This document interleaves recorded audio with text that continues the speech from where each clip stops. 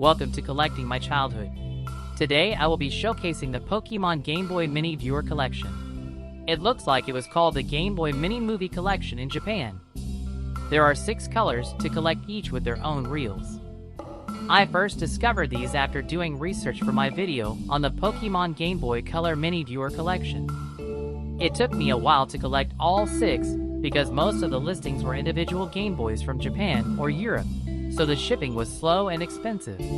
The green and gray Game Boys are from the UK, with the rest being from Japan. I bought this 2-pack on card since the white Game Boy was the last one I needed, and was curious to see if they were different than the Gashapon versions. The only thing different about them is the keyring. Pressing the cartridge in at the bottom changes the slide. I used my work light to illuminate the slides. The lens in the back magnifies the slides. The slides in each reel show images of Pokemon illustrated and painted in watercolors by Ken Sugimori. Ken Sugimori is among my favorite artists for Pokemon. I've always been impressed by his ability to create shadows and light using negative space. The Game Boy Color was actually my first game console at age 7. My neighbor Jay, who was a couple months older than me, had gotten the Game Boy Color when it came out. I had watched him play Super Mario Bros. Deluxe and Link's Awakening before getting my own Game Boy more than a year later. I got the Atomic Purple Game Boy at Best Buy. I wasn't sure which game to pick, so my mom asked a store employee for a reference. The employee recommended Pokemon Silver or Gold version, saying it was popular with the kids. I played for an hour and a half before I gave up. I had clicked through the beginning text, barely reading it, and just wandered around New Bark Town hoping to find a way for me to progress without the NPC at the entrance stopping me. It never occurred to me that I needed to talk to the townsfolk to proceed.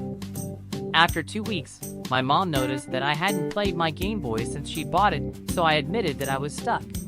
She took me back to the store and had me explain it to an employee to see if they could help. He said that maybe we needed to buy Gold version to get the full game. My mom reluctantly listened and bought the game, even though she felt cheated.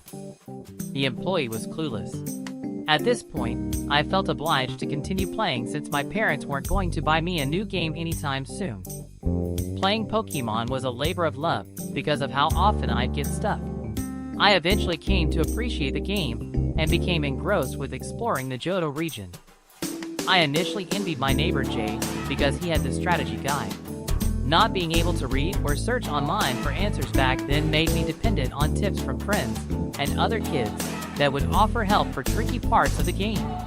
I recall a classmate telling me how to deal with Farfetch'd in the Azalea Forest, having friends at a pool party show me how to navigate Morty's gym floor, and finding Lugia's cave with a kid who sat next to me in an airport. I really did enjoy being able to bond over Pokemon with seemingly every kid that walked by and saw me playing Game Boy.